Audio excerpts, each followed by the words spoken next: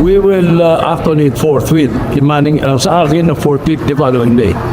Anumang araw makarating sa Senado ang impeachment articles laban kay Vice President Sara Duterte, agaran nilang aaksyonan ito.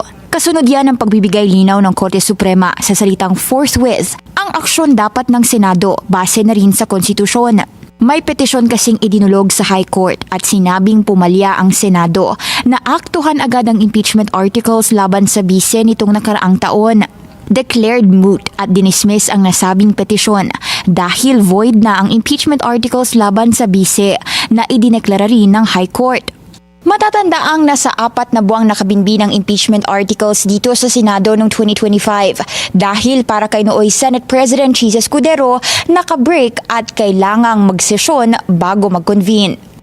Sabi ng SC, within a reasonable time o hindi kailangang agad-agad ang kahulugan ng forthwith. Depende raw ito sa kalagayan ng bawat kaso para mabigyan ng Senado ng necessary preparations umano para makapag-convene bilang impeachment court.